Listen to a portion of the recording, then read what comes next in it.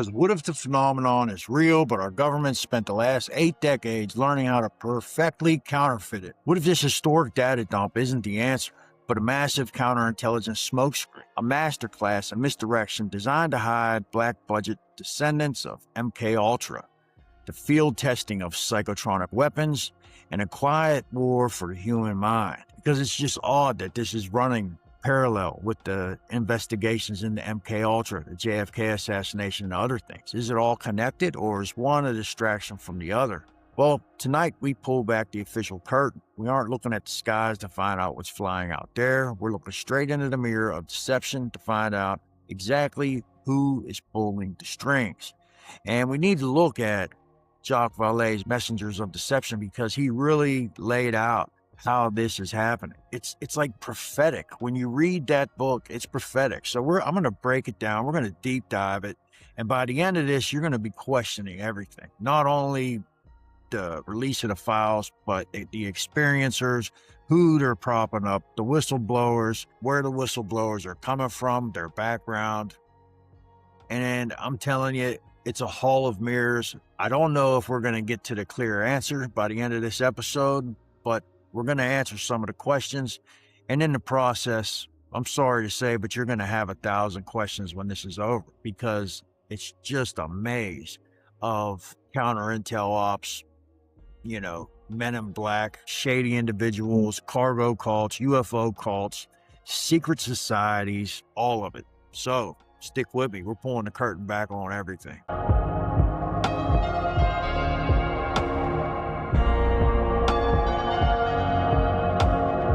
But I need to show you why the UFO subject is connected to MKUltra. MKUltra wasn't just about giving people LSD in hotel rooms. Its ultimate goal was to completely shatter an individual's baseline identity. Basically to reduce their mind to a blank slate and implant a new narrative. And Vallee's core thesis is that a staged or manipulated UFO experience achieves this exact result on a mass sociological scale. So we're going to dive into that. I'm going to show you some documents of MKUltra. It's really just terrible, tragic, sickening things to know that our government was doing this. And the fact that there was actually hospitals running this program, it really made me sick to my stomach. So we're going to look at it. These people were tormented in psychiatric wards, isolation chambers, just really electroshock, this type of thing. And it was totally illegal. And it was, they just did what they wanted. But to understand how a flying saucer can be turned into a weapon of mass deception, you have to stop looking at the technology in the sky, start looking at the anatomy of a broken mind. As you'll see with these CIA documents like Project Bluebird, Project Artichoke, MKUltra, MK Often, there was a lot of crazy things going on. And in April of 1953, CIA Director Allen Dulles approved a covert black budget program that would become synonymous with state-sponsored terror. MKUltra, for over 2 decades, operational teams use chemical paralyzers, sensory deprivation, electroshock, and high-dose psychedelics, but mainstream history treats MKUltra like a failed mad scientist experiment. It wasn't. It was an information-gathering mission. They wanted to know exactly how much trauma it takes to smash a human ego into dust, because once a mind is shattered, it will accept any new reality you feed it. And you may be saying, what does this have to do with UFOs? Well, when we get into the Messengers of Deception book and Jacques Vallee, you're going to see that this is a very real thing in the UFO community, these groups, and these secret societies. Now take that exact laboratory methodology and scale it up to the entire human population. How do you induce a state of mass, open-ended suggestibility without putting a chemical into the water supply?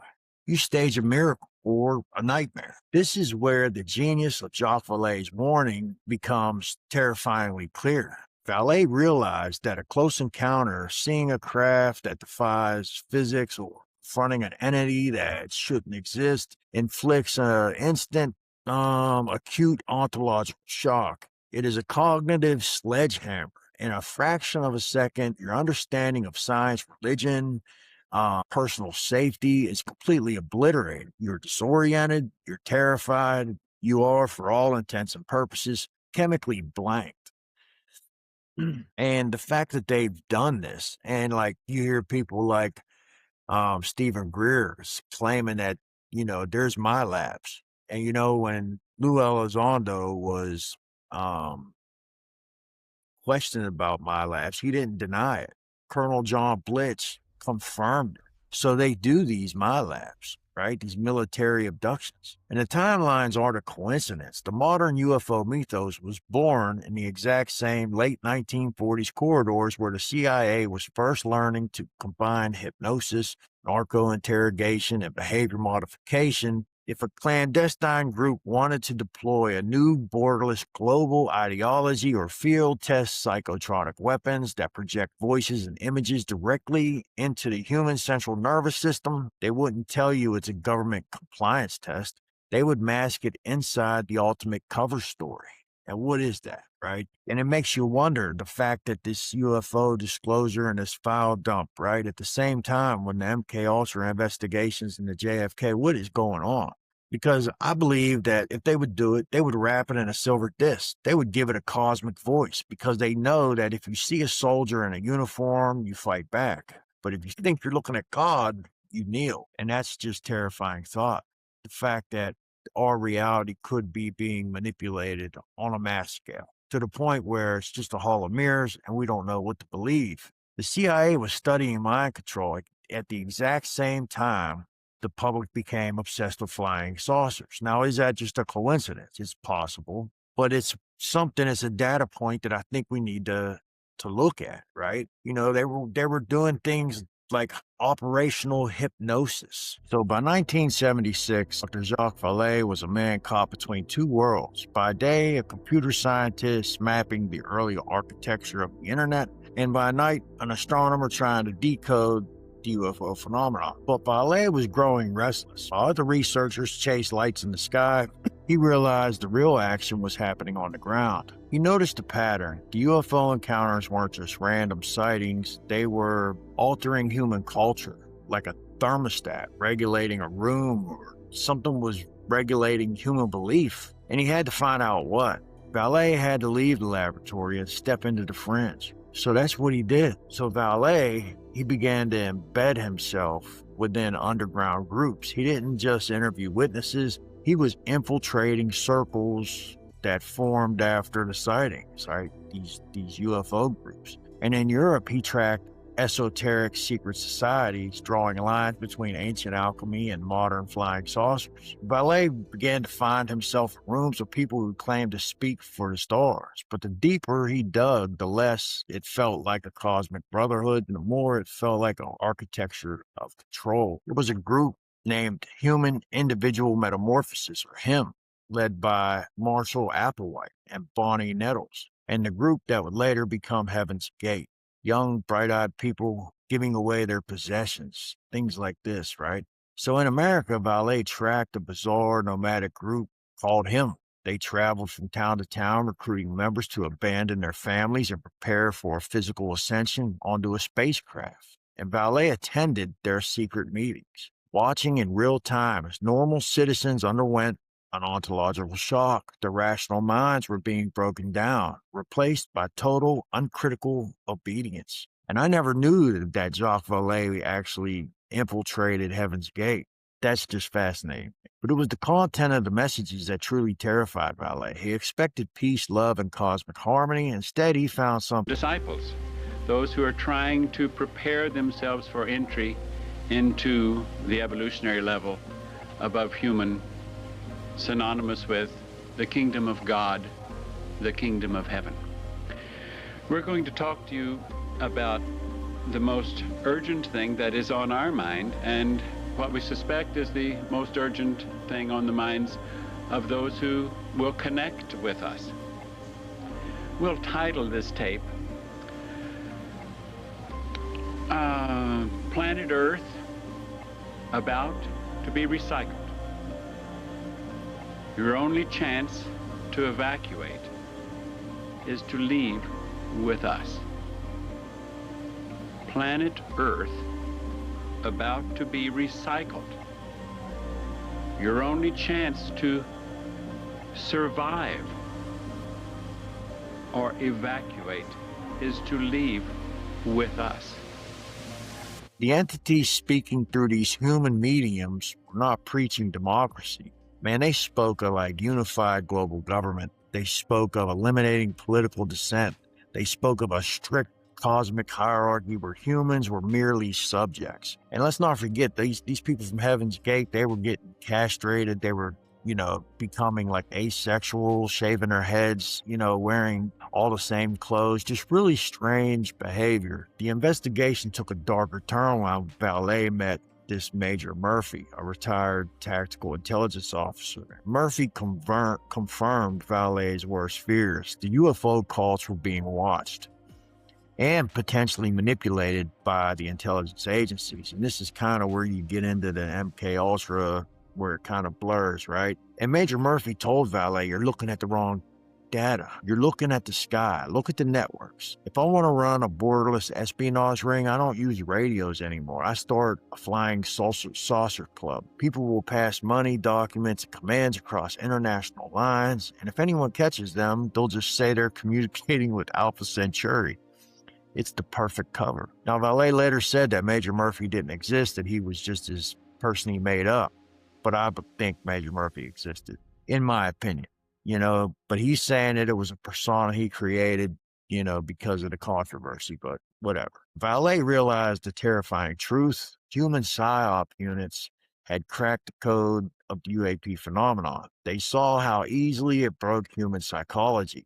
By mimicking the phenomenon, using stage hoaxes, electronic warfare, and feeding specific myths to contactee groups, they could steer the political future of the planet. And that's what they intended to do. And this is where it gets dark, man.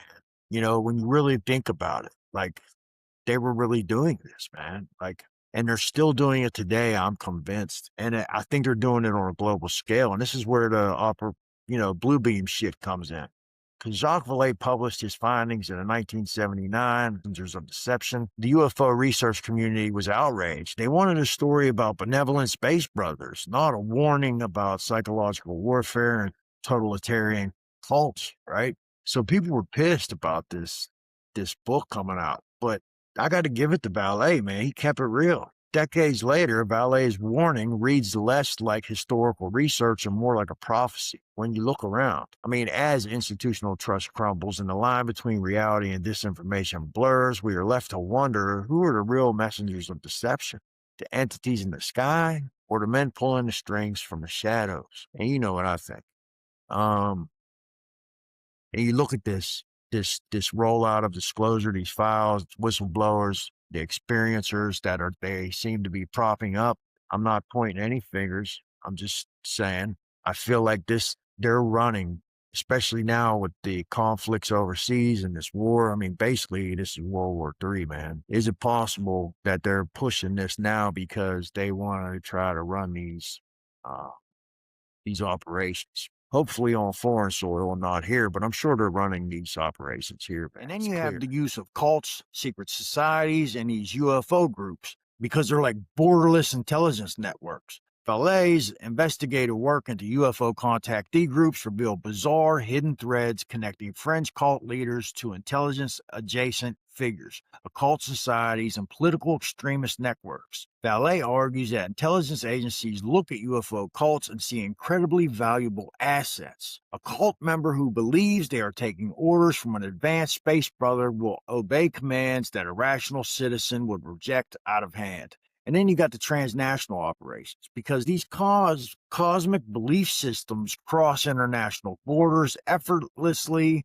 They can be utilized as seamless covert channels for moving money, passing intelligence, or running in international networks completely outside the radar of conventional law enforcement. On a macro level, Vallee suggests that psychological warfare units use the absurdity of the UAP phenomenon to practice reflexive control, a technique where you feed an adversary specific information so they voluntarily make decisions that benefit you. By consistently leaking contradictory, bizarre, and unprovable UAP stories, planners can systematically break down the public's reliance on scientific rationalism and institutional trust. This leaves the public in a state of open-ended suggestibility, entirely vulnerable to the architectural steering of whatever political or social narrative the manipulators wish to introduce next. So this is just sickening.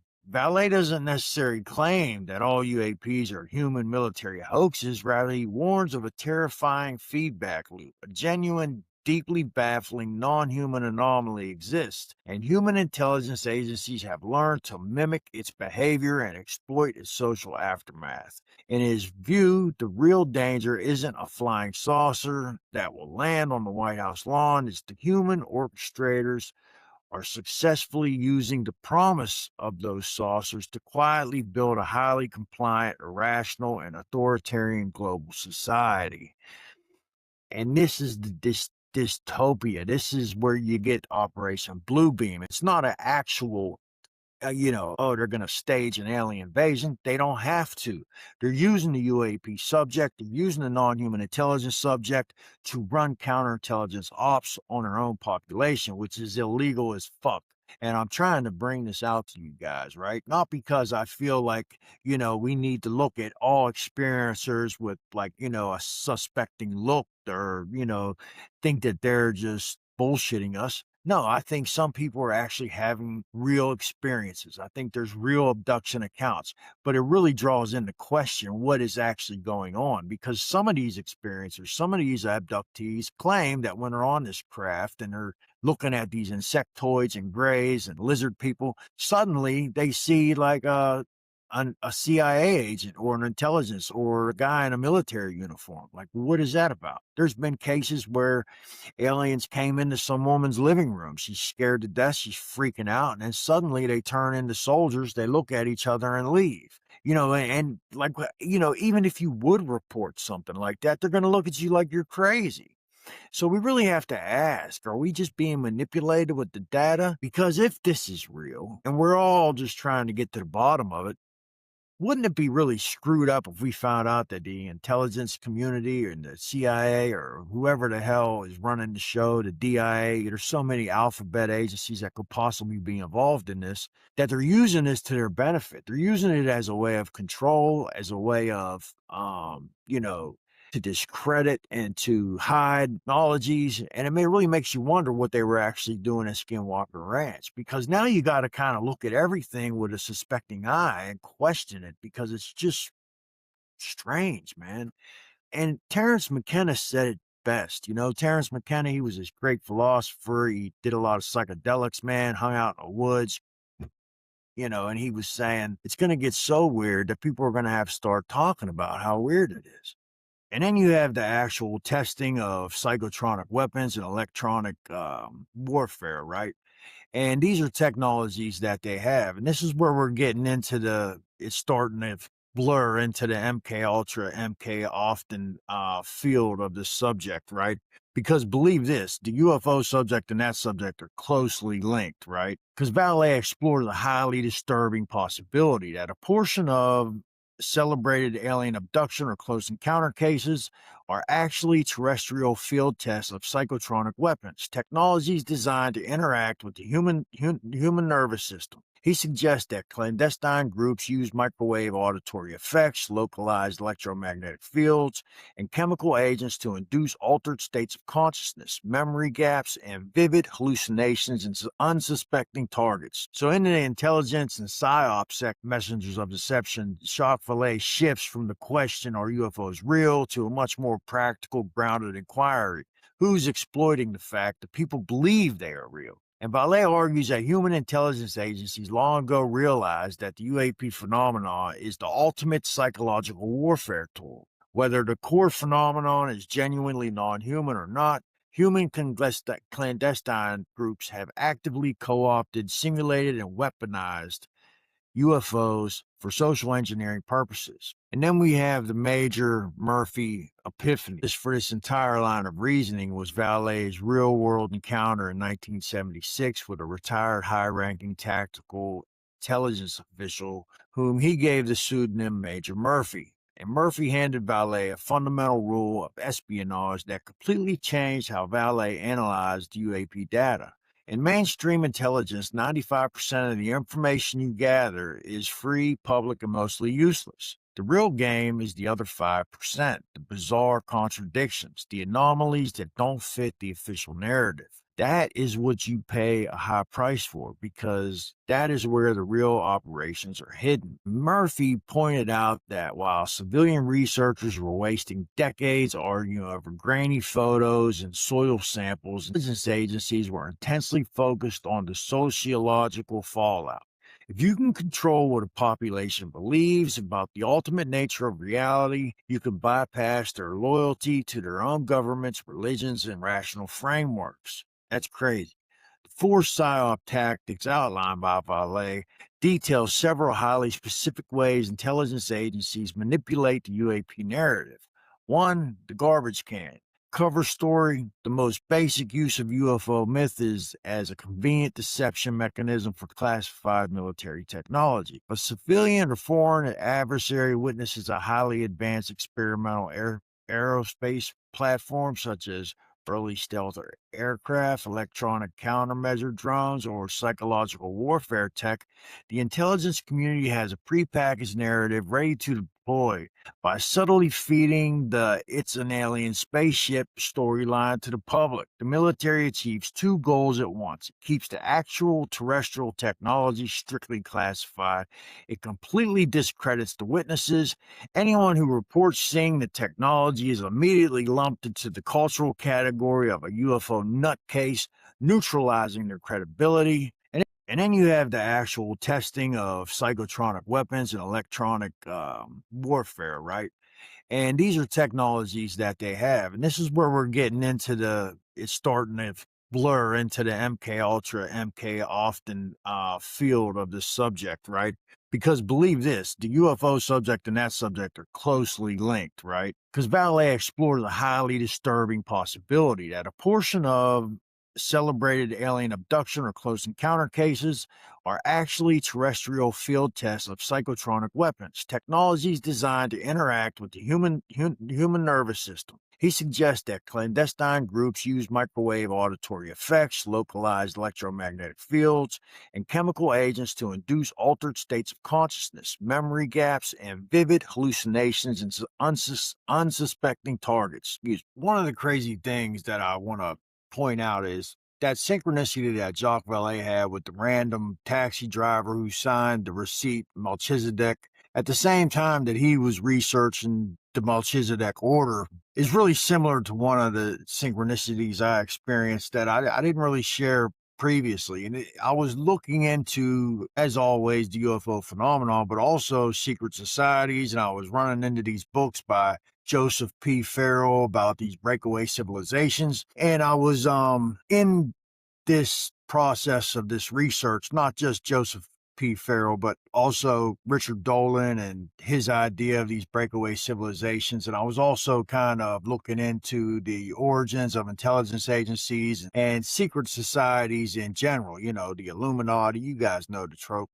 And I kept running into the Knights of Malta and surrounding the JFK situation and a lot of other strange things. You would be surprised how many individuals were actually in the Knights of Malta who are involved in our intelligence community or high places in government, military. Alan Dulles, people like that.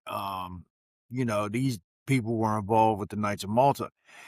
And so as I'm researching those shit, I find a Bible, a Catholic Bible, and on the cover, it says the Order of Malta, right? And it had the cross, Knights of Malta, this Bible, just laying there. And, and then reading about this synchronicity that Jacques Vallee had when he was researching the Order of Melchizedek and this random taxi driver, it just struck me, that, what are we looking at here? And there's been some recent podcasts with Jesse Michaels and others where they're talking about Andrea Puharich, and he was this doctor who was working for the CIA, and I think he was involved in MKUltra, but he was definitely involved in like seances and channeling, and he was the guy who basically channeled the nine, right? And it was this Ennead from ancient Egypt who claimed to be this, basically the governors of the world. And then it gets deep, this podcast that Jesse Michaels does. I'll leave a link in the description for that episode. There was these global elites, like the blue bloods of our society were having these seances. And a lot of these people ended up being involved with the JFK assassination, which I did an episode on, the slag that came off of the UFO during the Maury Island incident, which was one of the files that was released in the war.gov UFO file dump, which it was already declassified, but to see it actually in that file release kind of brought the story back to me, and Fred Chrisman in that he was an intelligence agent. He was the one who basically turned the materials over to those Air Force intelligence agents who ended up trying to transport this UFO metamaterial. And so it was like a cigar box, and they got on a plane, and the plane crashed. And there was a Y-Files episode about it. I did an episode where that was in the episode. Just crazy that how it's like a web, the deeper you go into this, the weirder and stranger it gets. And you look at these synchronistic events, and it really makes me really question, what is it that we're looking at here? And I'm really coming to the conclusion, like you look at the Bledsoe case, you look at these other cases with UFOs, and you look at the researchers who investigate this. And I've read a lot of these books. I'm reading Brad Steger right now. There was these airships. They're not even, some of them weren't even airships, but they just called them airships because it was 1897. And,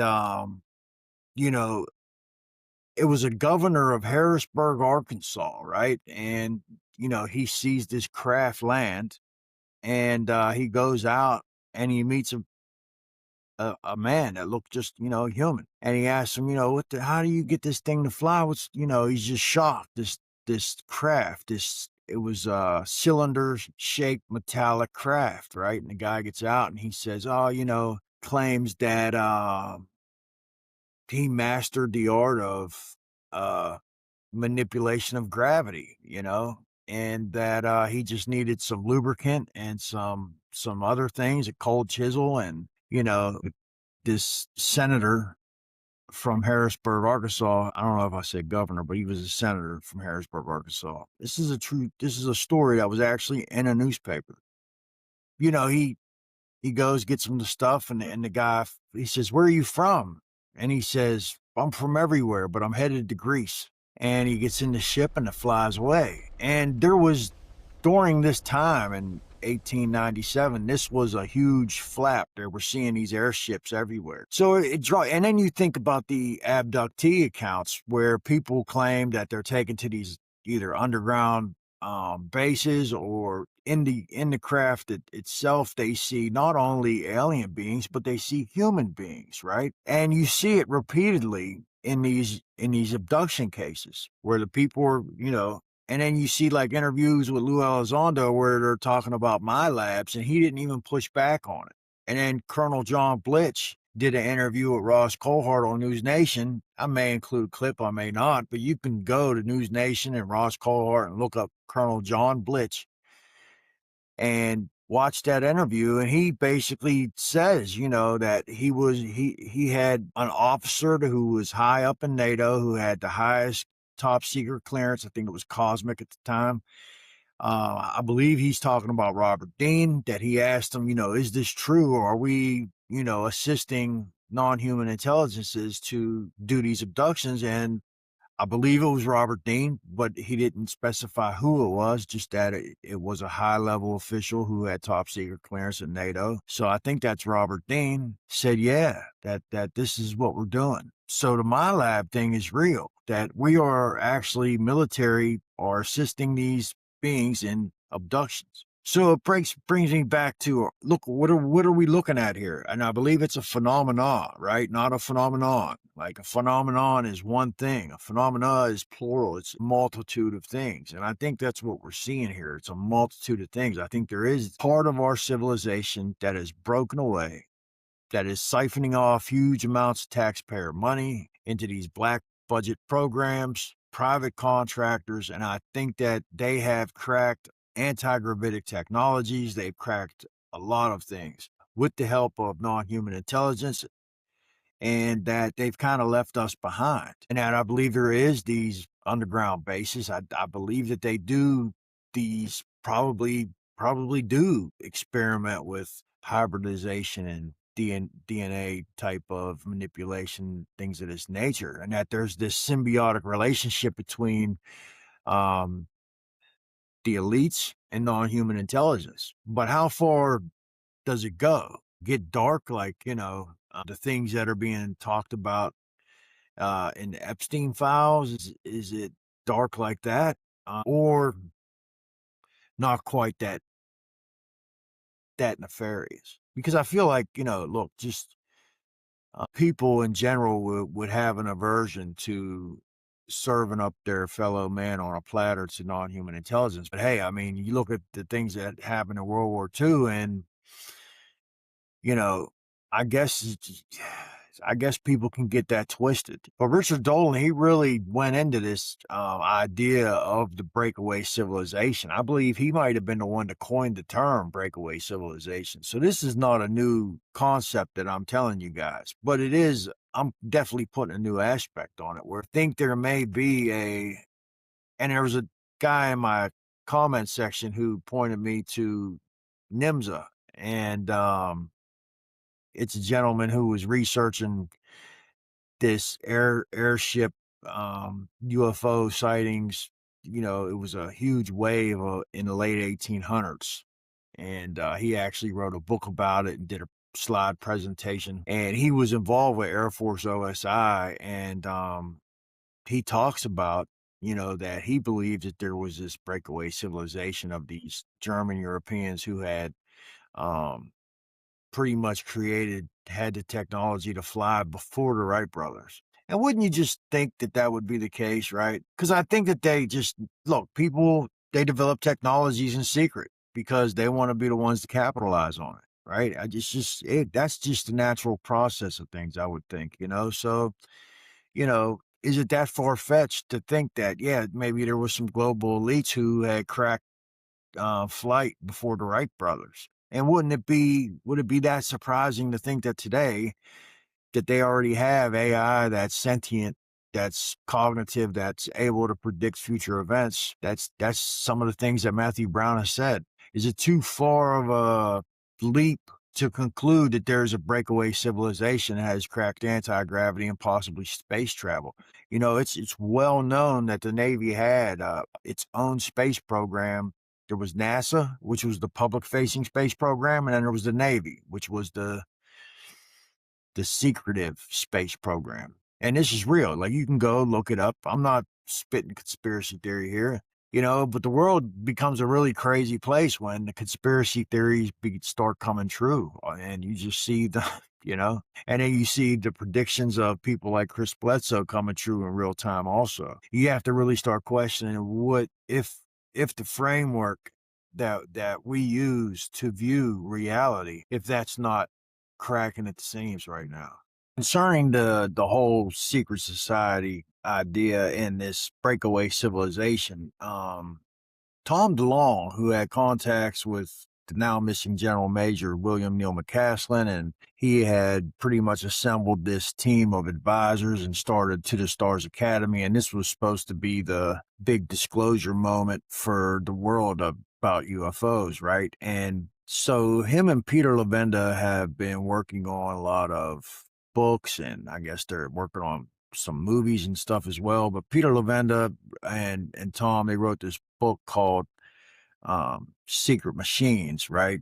And this particular book that I'm talking about, it's a series, and they claim it's fiction based on fact. And one of the major points of the storyline is the idea of this breakaway civilization that broke anti-gravitic technology, um, and had craft. And at the end of World War II, they moved to South America and Antarctica. And the reason why I'm bringing this up is because he has insiders who are advising him. Could it be, disinformation? Of course, it could be, but he was connected with Lou Elizondo, Christopher Mellon,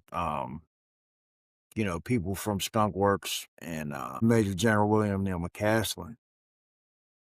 And could it be that this secret breakaway civilization, could these be the people, these super powerful corporate defense contractors and elites who are hoarding this technology? Wouldn't it benefit them to stifle? And so the fact that they wrote these books about this really, really just kind of makes you question this. And DeLong has explicitly stated that he believed the Roswell crash was a craft built by German scientists. Like, he didn't buy into that it was alien. He believed it was German scientists who had fled to Argentina and had cracked anti-gravitic technologies, which kind of lines up with the Joseph P. Farrell theory, right? And I look, when Tom DeLong says these things, I kind of take notice, man, because of the people that he's put around him. He has, and he's the type that kind of talks too much sometimes. I think that they had to reel him in because he went on the podcast circuit, he went on coast to coast, talked to Joe Rogan, and he really was like spilling the beans about a lot of this stuff. And Peter Levenda is a well-known researcher of Nazi occultism in their book Secret Machines.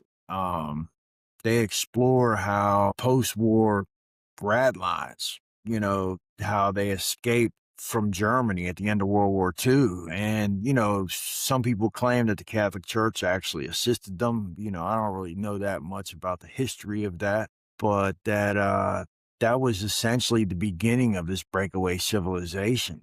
And they were heavily into occultic beliefs, and there was a Thule Society in Ardenurbe, and they were like traveling around the world trying to find things like the Spirit Destiny, and they were like going to Tibet, hanging out with monksters, so. And when you look at these secret societies, man, you have to really like start to question. It doesn't explain the synchronistic events that surround the subject or surround any of this, but it would explain why these anti-gravity researchers and these exotic propulsion physicists and scientists and Major General William Neal McCaslin, Monica Reza, people like that go missing or end up dead, because it's a possibility that I think we have to look into, man. If you made it with me this far, thank you very much. I really appreciate it. I did a lot on this episode. I think we're going to dig into this MKUltra thing. I usually try to stay with the UFO UAP phenomenon as subject, but I think the MKUltra really kind of is closely related to the UFO subject. And I think we're going to look into JFK. I think that's closely related to the UFO subject. So those are going to be the next couple episodes. So I hope you like this episode. I just think Jacques Vallee is a genius, and he really, he predicted some things that when you look around are happening today in real time. So please hit the like, subscribe, share it to a friend, share it to 2 friends. I love you guys. Peace. See you tomorrow.